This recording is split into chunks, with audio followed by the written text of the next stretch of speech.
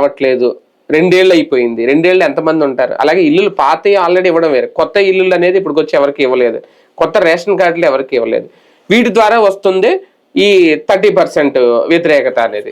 జగన్ టైంలో స్థలాలు ఇచ్చేశారు, అక్కడ ఇల్లు కట్టుకోవడానికి ప్రభుత్వం ఇవ్వాలి, అది ఇస్తే జగన్ కి పేరు వస్తుందని ఇలా బాధ. కొత్తగా స్థలం కొని ఇవ్వాలంటే మళ్ళీ డబ్బులు కావాలి. అవును, ఎవరికి ఇస్తారు? వీళ్ళకే ఇస్తే ఉపయోగం ఏముంది మళ్ళీ? కాబట్టి అటు ఎటు తేల్చుకోలేకపోతున్నారు.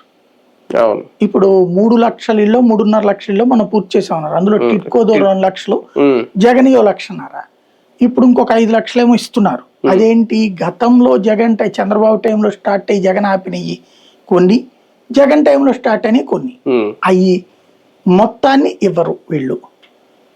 వీళ్ళకి పేదరికం అట్లా ఉండాలి, చదువు పెద్దగా ఉండకూడదు, ఆరోగ్యానికి ఇబ్బంది పడాలి, తాగుడు ఎక్కువగా అలవాటు పడాలి, తద్వారా నిరంతరం ఒక క్రైసిస్ ఉండాలి. క్రైసిస్ ఉంటే కూలీ దొరుకుతాడు, క్రైసిస్ ఉంటే గుమస్తా దొరుకుతాడు, క్రైసిస్ ఉంటే డిగ్రేడ్ ఎంప్లాయీస్ దొరుకుతారు, క్రైసిస్ లేకపోతే ఎట్లా అనే వర్గం వీళ్ళ చుట్టూ ఉంటది. అది తెలుసు వీళ్ళకి, జనానికి. ఆయన ఇంతకు ముందు ఇచ్చాడా ఇళ్ళు? 20 లక్షల ఇళ్ళు వెంకయ్యనాయుడు గారు ఇచ్చారు, కానీ జనానికి ఇవ్వాలి. వీళ్ళు టిట్కో ఇళ్ళు అని చెప్పి 20 లక్షల ఇళ్ళు ఇస్తున్నామని